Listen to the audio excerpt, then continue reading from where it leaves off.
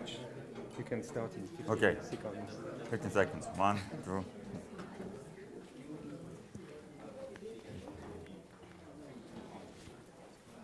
Okay, let's get going. We have formidable obstacles on our way to dinner. So we want to go as fast as we can.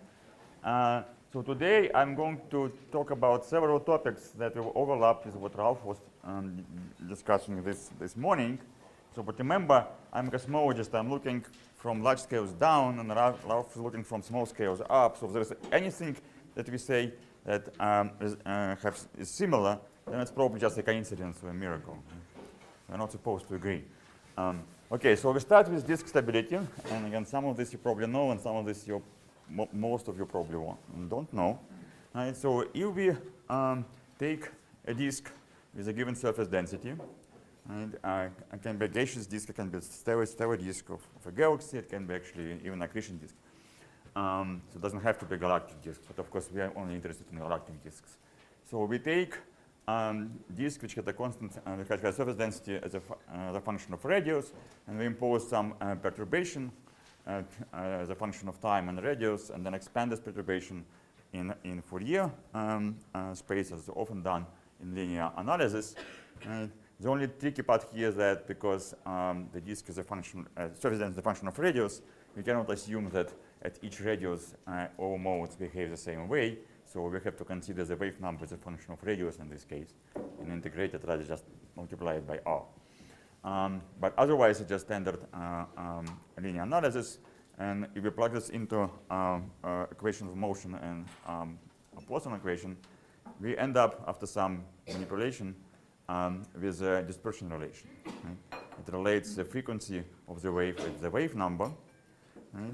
So this dispersion relation depends on several parameters. It depends on sound speed of the gas, right, which tells you how strong the pressure force is. It's actually the same term we've seen before in IGM. It depends on the gravity, and so G quantifies the strength of gravity, so it's a gravitational force that we try to make perturbations collapse.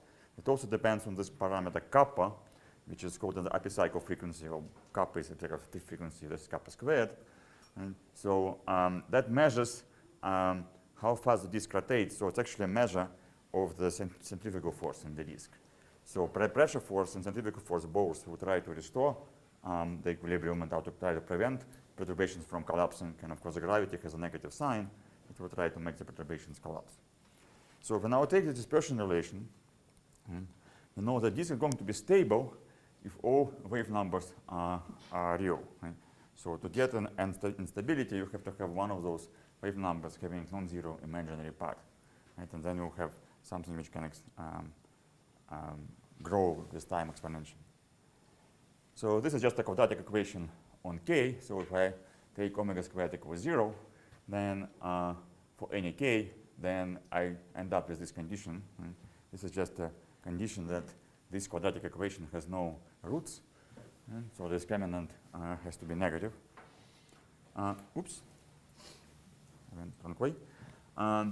So this is a condition for the disk to be stable, or alternatively, I can define this quantity q, which is just kappa times sound speed divided by pg sigma rho. So it's a combination of pressure force and centrifugal force on top, and then the gravitational force on the bottom. You can think about this way. So if q is greater than 1, which I call the critical, then the disk is going to be stable. And if q is less than 1, the disk is going to be unstable. Right? So this criterion is called the Toomre stability criteria. Alan Toomre was the first who came up with it many, many years ago. And q is often called Toomre Q parameter. Right? So for a stellar disk, in fact, you can do something similar. It's actually much more complicated because the pressure force is not there, but there's other forces. So there's actually, you have to integrate stellar orbits. But when you do the same thing for stars, it turns out that it's almost the same. If you replace the sound speed with the velocity dispersion of stars in the radial direction, and instead of pi, you have 3.36. That's the only difference. Right, so essentially, for stellar disks, it's very similar. And from now on, I'm going to talk about gaseous disks because they're just simpler. So if disk is unstable, if q is less than 1, then again you can go back and find roots of this quadratic equation, and then find the range of k's for which omega squared is negative. And so in this case, you find that there are two critical wave numbers. There is one root which is small and one root which is large, but they're both positive. And the k in the middle, the one which grows fastest, that has the largest omega with the largest imaginary part, right, is this k over q c sub s. And actually, what it means is that in the limit of very large and very small perturbation, k goes to 0, k goes to infinity, the disk is actually stable in those scales. It's only unstable in some intermediate scales in this range, because both roots are positive, as you can clearly see. So this is all standard law. You can find it in essentially any textbook on disks, right? However, it's only part of the story, right? And there are pieces of the story going beyond that, which are surprisingly poorly known. Right? So first of all, the Toomre criterion only applies to radial perturbations, to the fluctuations when you go exactly in the radial direction. If you now impose the perturbation sort of an arbitrary wave in radial and tangential direction, then this case was considered in this paper by two Ukrainian guys. Right? And the paper is surprisingly poorly known, but in this case, if you consider arbitrary perturbation, not necessarily radial, then you find the critical Q is actually larger than 1. Right? So Q equal 1 is a threshold for getting radial perturbations nonlinear. But before any radial perturbation becomes nonlinear, you can have non-radial perturbations becoming not only unstable. Right? So you can actually have disk unstable with Q greater than 1, and just there will be waves which are not perfectly radial, which will become unstable. So this critical Q actually depends on the density profile or velocity profile of the disk. And for flat rotation curve, in fact, it's a square root of 3 and not 1. That is a critical value for gaseous disk. Again, for a stereo disk, I don't think it's actually been done. So there is still something which can be done in the theory of disk for stereo disks. Then disks are not infinitely thin. The Toomre criterion only applies to infinitely thin disks. If the disk is a finite thickness, this case was considered really recently, only 2009, by Beckman and Schlossman. And I actually haven't followed the history. I think they came up with this equation first, but I'm not 100% sure. But if a disk has finest thickness h, scale height h, then this equation is modified by having this thing in the denominator. And then there is a little bit of magic here. If you now take kh very large, right, and you take sigma as 2 times rho times scale height, right, that's just basic definition of scale height, and you plug this into this equation and drop this 1, and k cancels out, h cancels out, and you get this. Right, and you also take, if kh is much greater than 1, so k is also large, so you throw away centrifugal force. So you get this dispersion relation, which should be familiar to everyone. Right? So what is this? Who knows? It's a normal Jeans instability in homogeneous medium. So the Jeans instability is actually part of the dispersion relation. This one is the most general one. It works for disks. It works for three-dimensional objects. Right? Well, actually works for disks with final thickness. So on very small scale, a disk with final thickness is just a homogeneous medium. So this one is the most universal one. Right? And we'll actually meet it again. So don't forget about that. Right? But it will be kind of a quiz. So when you actually model disks in the simulations, there are a few things you should be aware. Right? So in general, it's actually a very delicate thing to model a disk. Right? And so imagine that you do it straightforward, in the most straightforward way. You just take a self-gravitating gaseous disk. Right? So say gas-emitted galaxy early on, or maybe a circumnuclear disk around a black hole. Right? So the setup as initial conditions, the most natural one which we do is to set up an axially symmetric disk. Walker talked about how to do that, right? With a given sigma as a function of r. And then you put it on the full hydrodynamic code, right? You switch on cooling, star formation, feedback, whatever you want. Right? So what do you get as a result? Who knows? You get garbage. Right? It's actually a wrong way of modeling disks. And this is the wrong way of modeling disk for the following reason. So the cooling times are often very short. Right? In most of simulations of galaxies on large scale structure, the cooling time will be the shortest time scale you consider. Right? So if you take a homogeneous disk with short cooling time, it will cool very rapidly to a state where Q is much less than 1, right? Because Q depends on the pressure force, which depends on the temperature. And so what it means, and then this disk almost instantaneously will fragment into a very small number of clumps. However, this is a completely unphysical result, because what you are beginning with is effectively a homogeneous and cold disk. There is no physical process. You can think about that. There's no physical process which can lead you to this initial condition. Right? You cannot just take this disk as it came from a parallel universe. Right? So the disk, whatever your initial condition is, right, it's something that actually you arrived at through some previous evolution. There's no previous evolution that can take you to the state which is homogeneous and cold disk with Q much less than 1. It's actually a physical thing. So let's imagine that you start with a disk which is actually stable initially, has Q much larger than 1. And so either because the cooling time is very long, or it's not very dense, or for whatever reason, right? Or it's turbulently supported, etc. So you start with a disk which is actually stable. And then to get it to a physical regime where it becomes unstable, you have to do it very gradually. Right? So it becomes unstable gradually by, say, losing turbulent support, or by increasing mass through the accretion, or whatever. Or in practice, what you can do in the simulation, and to switch on cooling, but switch on cooling very, very gradually. So then some moment, the disk starts with very large Q. It reaches a critical value which is larger than 1, which means that some of the fluctuations can become unstable. So whenever these non-radial perturbations become unstable, they will grow to become nonlinear waves, and it's a well-known fact in hydrodynamics. I think Walker talked about that already, that any nonlinear wave will actually steepen to a shock. So whenever you have a shock in a differentially rotating disk, the shock will become oblique, become a spiral wave, pure curvature. And whenever you have a curved shock, so the curved shock, they either generate turbulence or may generate something which actually looks like turbulence. Right? So it may not be turbulence in a mathematical sense, because in a mathematical sense, energy has to be injected on the larger scale. So you can actually generate something which has velocity dispersion over all scales, and you inject energy on all scales, on a range of scales. So it will not be turbulence in a perfect mathematical sense, but it will look very much like turbulence in practice. Right? And so, of course, this turbulence will generate turbulent motions which will provide support to the disk.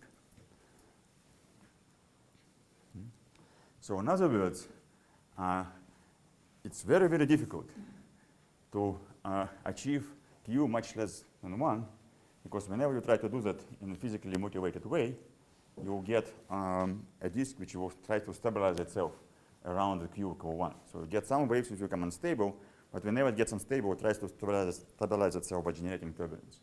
So in other words, if you want to get the right solution, what you need to do is to approach this Q critical from above. Right? If you start approaching it from below, if you say if your cooling was fast initially, and will go down to very small values, then you can actually approach it from below.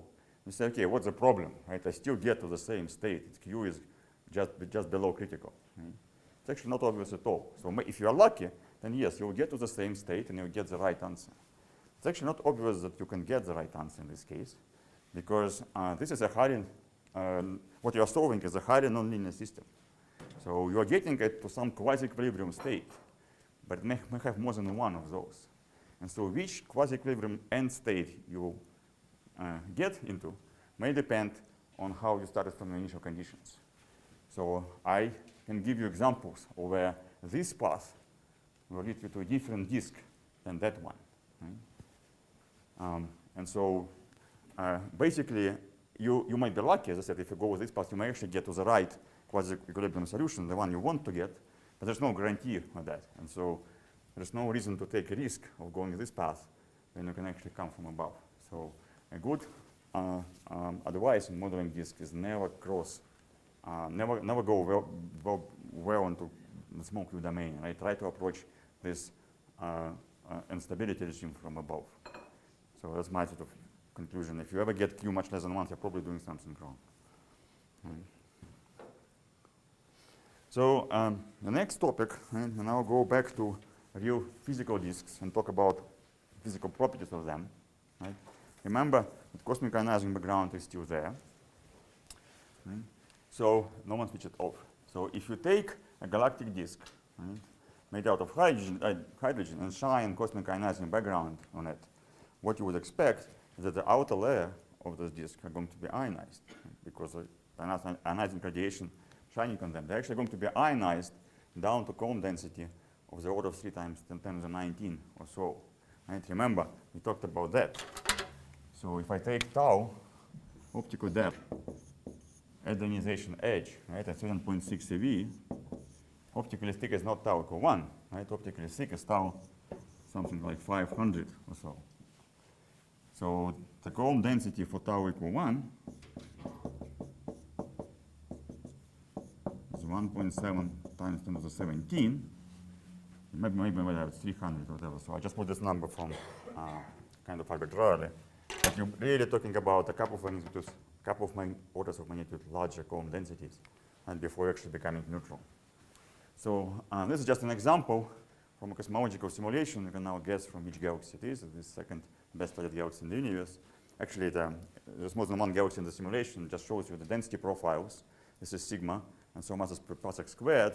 So this is a total gas. This is neutral gas, and this is ionized gas. This is 2 galaxies, a big one and a small one.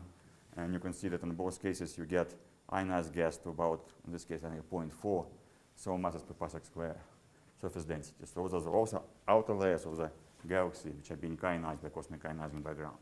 So this photoionized gas in the ISM has many names. And sometimes it's called warm ionized medium. It's called diffuse ionized gas. It's called Reynolds Layer, because I think Reynolds was the first who claimed its existence. So this thing exists in the Milky Way, and the Milky Way we see it inside, so it's kind of hard to measure its surface density, but it's of the order of 1 so mass per parsec squared of ionized gas. So just remember those units. We'll be talking about these numbers a lot, right? And it's with those numbers, if you study galaxies, you need to be, converse freely in those numbers. So it's 1 so masses per parsec squared of ionized gas. It's also observed in other external galaxies. This is just one of them. It's NGC, whatever telephone number 5775. You see the optical disk, and those contours show you the actually synchrotron radiation from this ionized gas. It's a radial map. Right? It also shows the lines of magnetic field which penetrates through this ionized gas. In the Milky Way, in our galaxy, there are some really interesting features of this Reynolds layer. So it's not obvious if it's entirely consistent with being ionized just by cosmic ionizing background. There are some line ratios for some heavy elements which are difficult to explain. So there may be contributions from actually stellar radiation which manages to penetrate from the center of the disk up into outer layers. There may be even cosmic rays that produce some ionization there. So the whole story is actually not quite clear yet. Finally, if you look at H1 disks, H1 disks are known to have rather sharp outer edges, at least many of them. So this is one of the normal galaxies. I don't know what the telephone number is. So the grayscale is stars, just optical image. So the contours are maps of radio emission, 21 centimeter emission, so it's a neutral hydrogen. And you can see that contours, they go up, and then at some edges begin piling up. So this piling up of the contours tells you that first the H1 surface density falls off gradually, and then starts falling rapidly. This, in fact, is a profile of surface density of H1. So this piling up of contours actually is seen as this piling up of points. It's not very visible here, unfortunately, but I can show for another galaxy that it's very clear that you have a very sharp change by orders of magnitude, right, in H1 surface density. So it's now a different galaxy. I don't have an image for that one. So there, in fact, it has more or less constant surface density of H1. Right? So that's only part of the story. The surface density of the gas is still exponential. It's only H1. And then at some point, it just drops down like a rock. Right? So I guess by now you should know what caused this. What? the cosmic ionizing background, right? So remember, it's still there. The cosmic ionizing background is still there. So just like it ionizes an Romanov forest, it also creates edges of H1 disks. So whether it's entirely cosmic ionizing background or some contribution from local sources on properties of the disk, it's also not quite clear, I think. Okay, so the next big topic, the one we're going to spend most of the time today, is actually going from atomic gas to molecular. So I talked very briefly about ionized, talk a little bit about atomic, and so the next step in our ultimate goal, right, is to see how gas goes into stars, right, and comes out again. So the next step is to go to molecular gas. Right?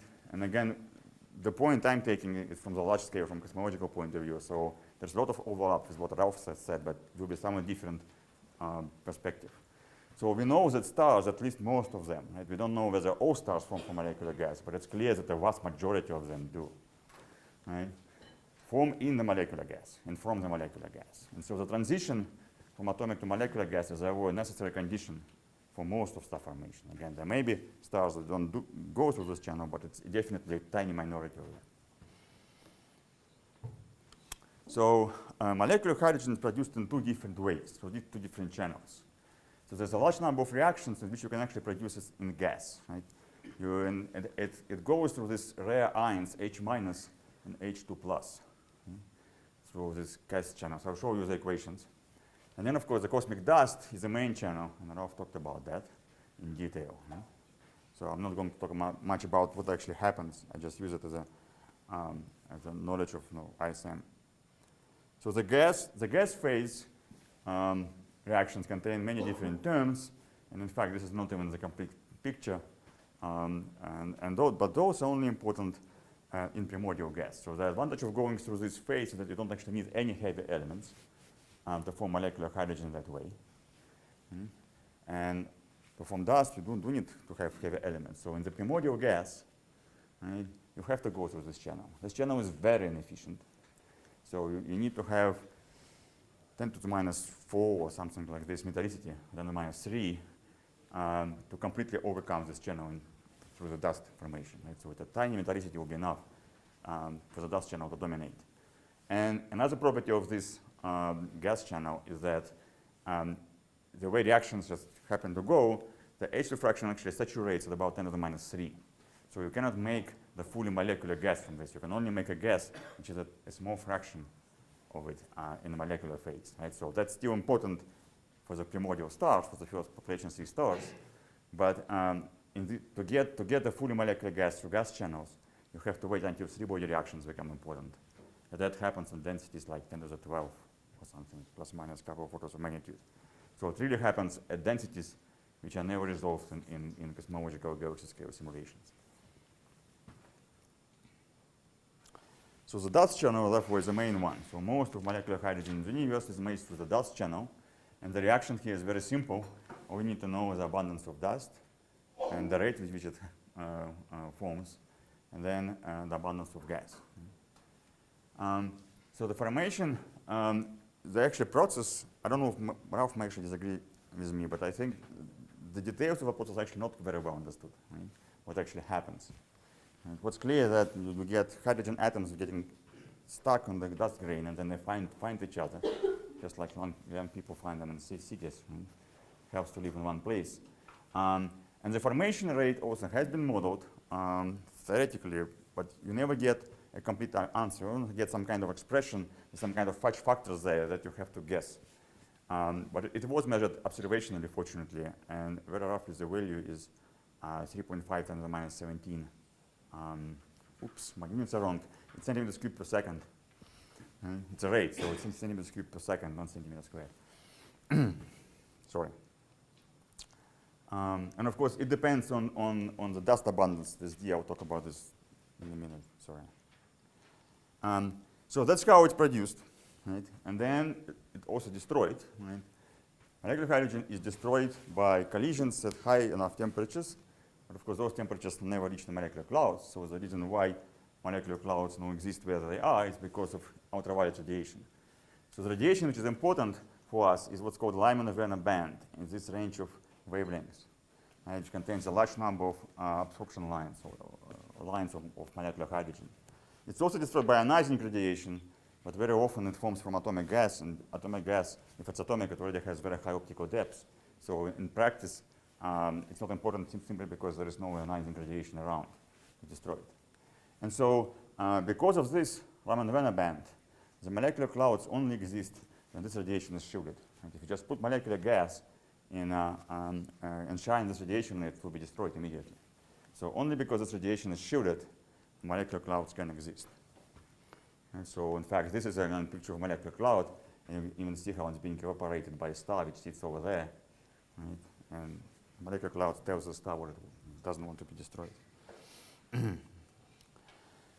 So this radiation field, ultraviolet radiation Lyman-Venner band, again, it's not measured directly, the radiation field. Actually, whenever I talk about the radiation field from now on, I'm talking about Lyman-Venner band. It's very narrow range.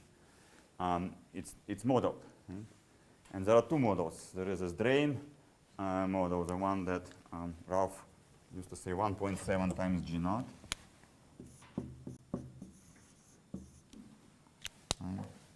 So G naught is even earlier model, so I don't even show this. And there is another model by Matias et al. In '83. So I think there's a model like American model and an European model. So depending on which party you belong to, you will use one or the other. But they're quite similar in terms of values. So in the solar neighborhood, around the solar radius, the radiation field in the Lyman-Venner band, right? It's a function of frequency, so we're talking about very narrow frequency range. It's about 10 to the 6 photons per centimeter squared per second per electron volt per radian. Right? I just remember it in those units. But it does change in the galaxy. Right? So, and then at the center of the Milky Way, it's probably up to a factor of 10 times higher. But again, it's modeled, so we don't know it for sure. There are some direct measurements of it in other galaxies, and there it's way higher than that. So from now on, what I'm going to do, instead of going through these numbers with 5 different units, just like we use solar masses and solar luminosities to measure masses and luminosities of stars, I'm going to use the local radiation field as a unit of radiation field strength. And so I'll define this quantity U mv, which is basically the radiation field in the Milky Way units. Right? So if U is 1, it's the radiation field around us in the ISM, right, in the Milky Way. In high-redshift galaxies, as I said, the radiation field is actually stronger. There are a few measurements. It's not a very easy thing to measure, but in a few galaxies, they go anywhere from 30 to even 300 times higher than in the Milky Way. Right? So the Milky Way has a relatively quiet radiation field. So, as I said, for molecular hydrogen to exist, there has to be an shielding. And there are two sources of shielding. First of all, dust shields molecular hydrogen. There's also self-shielding. And so the dust absorbs continuum radiation over a very wide range of wavelengths, including this Lyman-Venner band. And because the band is quite narrow, in the first approximation, we just basically think that it's just one value of the cross-section. As an example, I have these several lines, two plots, right, from Weingarten and Rain paper, who modeled shape of absorption, dust absorption as a function of wavelengths for the Milky Way and LMC and SMC, largest small Magellan clouds. Right? And this barely visible greenish thing is a Lyman-Venner band. So it's relatively narrow, those curves do change over it, but in the first approximation, I'm going to assume that it's some effective average value that I have to deal with. So in principle, it can be improved. So then the cross-section, of course, would depend on the amount of dust. And so then I, again, quantify the amount of dust in the Milky Way units. So I personally find it's easier. You don't have to follow this. But so the dMW is the dust abundance in units of the Milky Way value, which is about 1% of all mass in formed dust particles. If you know it's d equal 1, which means just like the Milky Way. If d is like 0.5, it's LMC, etc. So I find it useful to talk about these quantities. And so then the cross-section, of course, depends how much dust you have times some number. Unfortunately, this number does depend a little bit on the galaxy you look at, right? So it's not like all the dust everywhere absorbs with the same cross-section, but it doesn't change very much. So if you take the Milky Way, d equal 1 by definition, then the sigma naught is 1.7 times 21 centimeters squared. It's just values of those lines, right? You take one of the Milky Way models, SMC, LMC, SMC, and just read off those values of the plot, right? This is actually cross-section. And so for the Milky Way, it's about 1.7 times 21. For LMC, it's 1.6. For SMC, it's slightly higher, 2.2. But very crudely, you can basically say it's about 2 times 10 to the minus 21. If you just ignore this 20-30% differences, actually less, it's 15-20% differences from galaxy to galaxy, you just can take it as a fixed number. Also, if you, in principle, you can improve it and consider depending on the galaxy in a more sophisticated way. So now let's think, we have this radiation, right, and we have dust in molecular hydrogen. And so what can we do with that? Well, we can write the rate in which molecular hydrogen is going to be destroyed. Right? So molecular hydrogen destroyed in laminar van band because it has a large number of lines. I'll show them on the next slide. A large number of lines, right, in which a photon can be absorbed, and this absorption may or may not lead to just destruction of the molecule. So first of all, I have to sum over all lines, right, which in practice is something of the order of 80 of them. And then there's a cross-section for photon absorption in the line, the number density of photons at a given frequency, integrating over frequency, and that's the absorption of dust at this frequency with a total column density n sub h. And because the dust cross-section doesn't change very much over this relatively narrow range, 11.3 to 13.6, I can basically take it out, right, and say this is e to the minus some average dust absorption times the radiation field which is unabsorbed. And this unabsorbed radiation field sometimes called the free space field. I think I have it below. So then we can define the shooting factor such that the true rate, the rate which gas actually sees, is equal to the shooting factor S times this unabsorbed radiation field gamma naught. And that one fills the space outside molecular clouds. And this dust shooting factor is very simple. It depends on dust abundance and column density of total hydrogen. Right? So this very simple exponential form. And this is just the optical depth in dust. So the self-shooting is much more messy because it's happened actually in lines. It's not a continuum transfer. So the laminar van band consists of a large number of lines, about 80. I actually have them here. This is energy in EV from 11.3 starts here, so there may be something else there. Going all the way to 13.6. And those lines are very, very, vary in strength by orders of magnitude. So the solid lines, for example, show you the oscillator strength on those lines times the probability of molecule to being destroyed. So this is the destruction rate of that line, destruction strength, right? How strong this line is in destroying molecular hydrogen. And you see those lines vary from 10 to the minus 6 to 10 to the minus 2. So they vary like 4 orders of magnitude, right? And how efficient they are in destroying molecular hydrogen. On top of that, as I said, even a photon is absorbed in one of those states, right? It not necessarily leads to the destruction of a molecule. It only leads to the destruction of a molecule in some percentage of cases. I'm actually not sure why, but don't ask me. Right? And so those points show you the probability of the molecule being destroyed if this line is excited, this level is excited. And so this probability can be close to 1, right, or 10%, or it can be really small, like 10 to the minus 5. So there's enormous variety in how these lines, how efficient those lines are in destroying molecular hydrogen when those levels are excited. So if I want to do the same thing and calculate the rate that molecular hydrogen molecule see when light propagates through this forest of lines, then becomes more complicated because I have some of those sections that vary very much. Significantly over range. Remember, the dust absorption is actually more or less the same number, which varies by 10 or 20% at most. But here the cross sections vary by a large number of orders of magnitude over very short range of frequencies. So I cannot take this absorption out of the integral. What I have to do is to sum absorption for each line separately.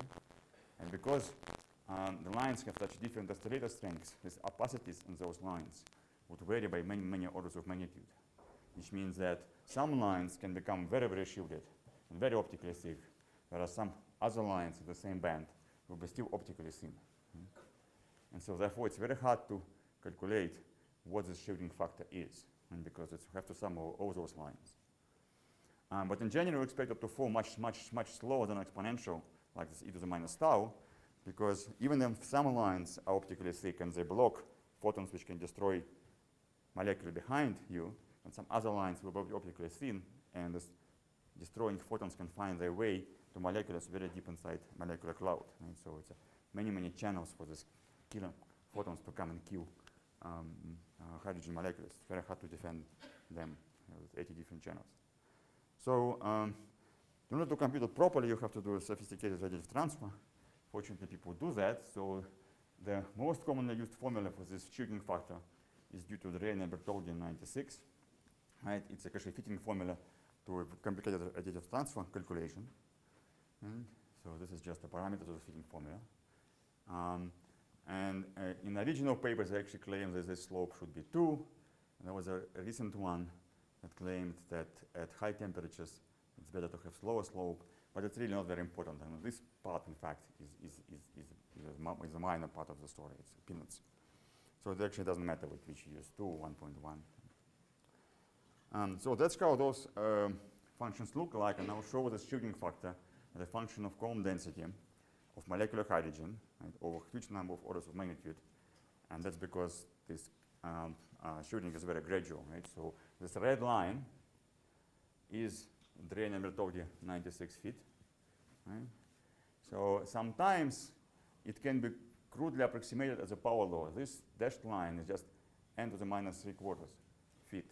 And so it's roughly, right, if you don't care about factors of 2 deviations, it roughly reproduces this fitting formula over whatever, 22 to 8 orders of magnitude.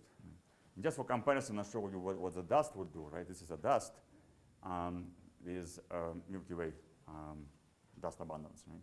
This is an exponential function which will drop much more rapidly, right, than this very gradual function. And then again, because it's a sum of a large number of lines, and some which will remain optically thin, even if most other lines are optically thick. So the last thing we need to do is to figure out what this NH2 is in this shielding factor. Right? So let's imagine we have a cloud, molecular cloud, which contains molecules. Its number density NH2 has the size of L. So is NH2 equal n little times my first quiz?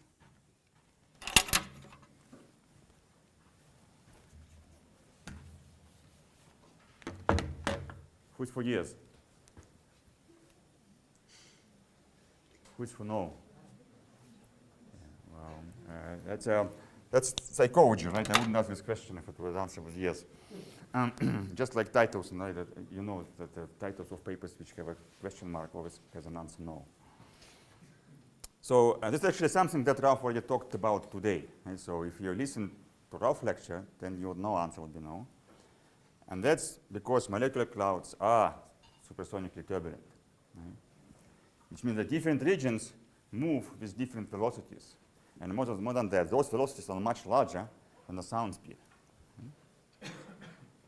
And again, we know that from simulations, the picture I showed you was one of the simulations. We also know that observationally, the velocity widths of lines are measured on different scales, so we know it's very large compared to the sound speed in molecular clouds, which will be a result of 0.1 in this part. So we know it both theoretically and observationally. So what does it imply is that, let's imagine I have molecular clouds, and I have different regions, and I really care about this one, and how much this molecular hydrogen shields this particular spot. Right? Again, because it's supersonically turbulent, all spots move with random velocities. Right? And because the velocities are much larger than the sound speed, right, it means that the Doppler shift when you get due to those velocities is actually larger than the line width, right? Because the line width is just the sound speed in velocity units, right? Up to a factor of square root of 2 Doppler parameter. So if I now have a bunch of lines, of molecular hydrogen lines for this cloud, so the lines for this piece will be shifted by way more than the width of the line. And so this line cannot protect this line, right? So it doesn't absorb this radiation. So radiation, these wavelengths will come, can excite the state and can destroy the molecule here, even if I have another cloud here. Right? So this cloud doesn't do anything in protecting this one. Or not, it's not a cloud, it's this piece of the cloud. Right? this region doesn't do anything in protecting this part of the molecular cloud, because all its absorption lines are shifted, right, by more than the line width here. So the only other piece of molecular cloud which can protect it is the one which is close enough so that the lines are not shifted by more than the width of the line, which is the thermal width. So the only regions around this point that will protect it and contribute to the optical depth are those which are moving subsonically relative to this point. Right? And this scale over which turbulence remains subsonic is called the sonic length, not surprisingly. Right? And it's usually very small, about 0.1 parsec or even less. Right? And so it's really a very tiny piece of the molecular cloud around a given point that contributes to shielding, self-shielding, right, to the atoms in this region because of the supersonic velocity dispersion. Right? And therefore, the Coulomb density of molecular hydrogen for self-shielding is actually quite small. So now take everything together. Let's see how much time. So we can now take and see and balance destruction and production rates, right? So my destruction rate is this radiation field times shielding factors of, and this I call it gamma LW, what I call the free space rate. So it's a destruction rate in the absence of molecular clouds without any shielding, right? So if I take molecular cloud without its dust and take it away in the parallel universe, that's what the radiation field would be in this region where the molecular clouds used to be. Now I put it back, right? So that radiation field will be suppressed by self-shielding of molecular hydrogen and shielding by dust, right? And so this is actually a destruction rate. This is all shielded rate of destruction times number density of molecular hydrogen. This is the destruction rate, right? And the production rate is the formation on dust. So I have formation times number density of atomic hydrogen from which molecular hydrogen forms. And this together basically dust abundance. Right? So I can now put everything together, right, into this master equation. So this RD is proportional to the D. That's where D is coming from. And there's another D in the cross section because the dust cross section depends on the dust abundance. And then I also introduce a fraction of H2. Right? This is fraction of H2 times in H. This is 1 minus fraction of H2 times in H. That's where this thing comes from. And so I get this equation for the fraction of H2 as a function of dust abundance, radiation field strength, shielding factors of an H2, etc. Right? And this is just numbers. Gamma naught and R naught will be just numbers. This is production rate and destruction rate in the Milky Way, right? So given numbers. So these parameters D and U will tell you how different galaxies will differ in their efficiency in destroying co-producing molecular hydrogen. So it's a reasonably simple equation, which you can actually consider in different limits. So for example, if you consider a weak radiation field, in this case, you can show that self-shielding actually dominates, and dust shielding become not very important. So then you throw away a dust shielding. You know, if you use this power law approximation for the self-shielding factor, then you actually have everything in a closed form. Again, those are just numbers, and those are the parameters of the problem. So in this case, you have the H2 fraction. If you move things around, you get an H2 fraction as a function of total number density of hydrogen atoms, right, the density of the gas, and function of those parameters that we care about, dust and radiation field.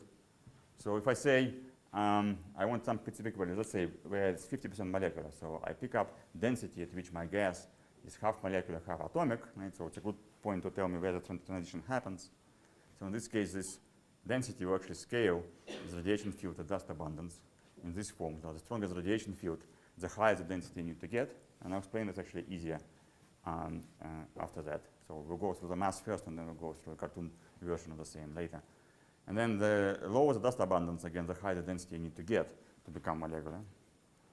And in the opposite limit, where radiation field is strong, then this dust absorption actually dominates, right? So it's e to the plus d because it's actually e to the minus d in the bottom.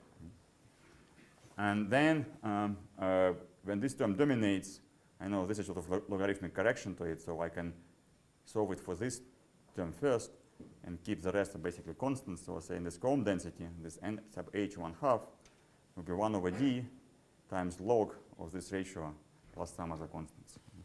So in this case, in fact, the Coulomb density at which transition happens depends only logarithmically on the radiation field because the dust absorption is very large. Right? And so if the dust absorption is very large,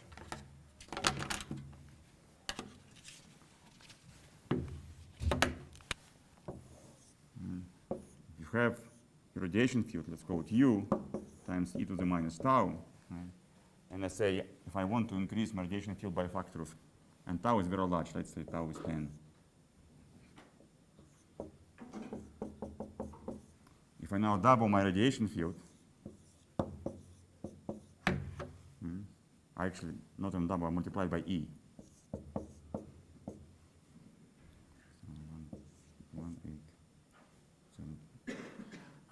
So the question, by how much do I need to increase my tau to compensate for this? Well, I need to increase tau by 1, right? So I need to take tau from 10 to 11 to compensate by a factor of 3 increase in the radiation field. So because of this exponential form, right, I need a very small increase in the column density to compensate for the large increase of the radiation field when this tau is large. Right? When I already suppress radiation field by a large factor. Then it's easy to keep suppressing it by small increases in column density. So in general, you actually have two things. You have a column density and the density, right, in this formula. And so you have to be careful how they're related. In general case, there may not be any relation between them. Right? You have kind of a general case.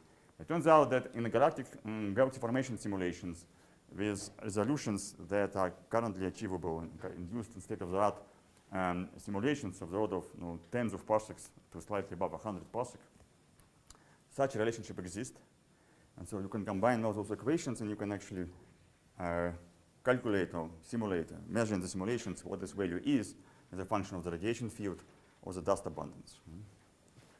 So again, will be a little bit of self-promotion today. Right? So this is a paper that I and Prof wrote a year ago. But I will talk about other alternatives as well. And so I'm not going to be completely self-promoting, only 50%. So you can in fact measure this, and as you can see that D goes down, it goes up, or radiation field actually increases, it goes up as well. Okay. So now what I'm going to do is to show it in a cartoon version so that instead of going through the equations, you can go through the same thing in terms of lines. Let's first imagine there is no shielding at all. There's no shielding, then just like in IGM, the fraction of H2 will be just linearly proportional to the column density, because it's just the recombination rate, which is density squared, versus destruction rate, which is density to the first power.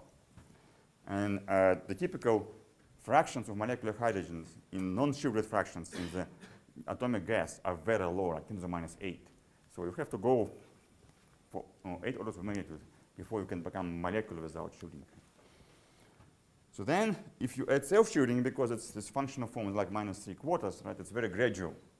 And so by itself, because it's gradual, it's very hard for it to make molecular hydrogen completely molecular, because of this slow, gradual slope. So if we now take the dust of course is just exponential, right? Because it's e to the minus tau in the bottom becomes e to the plus tau on top. And so you get this transition due to dust shielding, which is relatively rapid, but it's actually not rapid enough. Right? It turns out that with dust gives us kind of a first push, but then if we get to fractions of about 10 to the minus 3, then self-shielding becomes more important than dust, and it picks up and very rapidly takes it all the way to fully molecular. Right? So it's a combination actually of dust shielding and H2 shielding, self-shielding, that does the job. And I have this sort of cartoon for really little kids when I, to illustrate what, if you really want, it's the simplest way to remember that, it's this cartoon. Right? So you can think about dust shielding from hydrogen molecules like a castle wall for defenders, right? And self-shielding actually defenders. So without the wall, self-shielding defenders, the self-shielding is not strong enough to prevent enemy of taking your castle. But of course, without the defenders, without self-shielding, the wall itself is also useless. Right? So the wall is the one that gives the boost to defenders that will help you to defeat the enemy. In fact, you may laugh at this, but its analogy is extremely good. Right? So see, it actually works in detail, not in the qualitative detail. It works in understanding how this transition changes for different environments. So to show you first that it's not all some abstract theory, I give you a few examples of how this model actually works and on the real cosmological simulations. And this shows you the H2 fraction and again H1 atomic fraction. So those two add up to 1 as a function of total Coulomb density. It's Coulomb density and total hydrogen nuclear. And so the black points are in fact measurements in the Milky Way. There are measurements of H2 fractions from fusion, the early Copernicus satellite, and there are a few measurements of H1, residual H1 fractions inside molecular clouds, the residual abundance of atomic hydrogen and regions which are fully molecular. And the blue points show you cosmological simulation that incorporates this model. And you see it, which is tuned to look like the Milky Way. So you see it does a reasonable job, both matching this outside molecular fractions in the normal ISM and showing this transition. And it also matches these abundances, which are actually very hard to match. This is was a very painful effort to make sure that these points can be matched approximately. And the same works for, so this tests the general model, then of course you want to see whether it works as a function of this radiation field and dust abundance. It does work for LMC and SMC, so the red points here are the simulation for SMC, blue points are simulations for LMC, Large Magellan Cloud. So squares, black squares are measurements for LMC, and triangles are actually measurements for SMC, and there is also measurements of residual H1 fraction in small Magellan Clouds and a few lines of sight. Also very hard measurements around so few of them. So it does work reasonably well for this low metallistic galaxies as well. And so when you, it also works on larger scales. For example, there are measurements by Wonk Blitz, and there are also newer data, I just was too lazy to find it, that measures the fraction, surface density of molecular and atomic gas as a fraction of total surface density of their sum in about a dozen nearby galaxies. So it tells you how H1 surface density changes, or H2. So black points are actually H1, and open points are H2.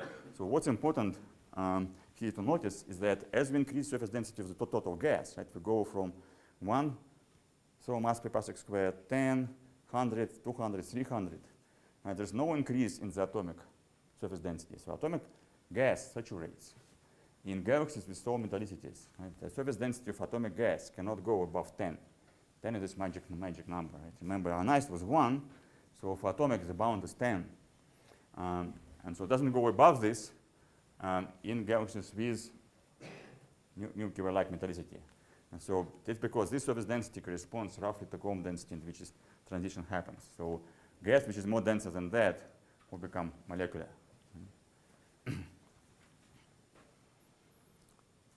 And finally, since we now have the full model, which depends on these D and U parameters, we can actually explore how it changes in different environments. And so, for example, if I now decrease my metallicity from D equal 1, or dust abundance, right, I have to be careful, from D equal 1 to D 0.1, I push this transition to higher densities. And so again, if you think about dust abundance as your wall, right, if the wall of your castle is too low, your enemy will push you further into your territory. And the same happens if you increase the radiation field. As the radiation field gets higher, the transition happens on higher and higher densities. Right? So if your enemy is too strong, again, it will push you further into your territory as well.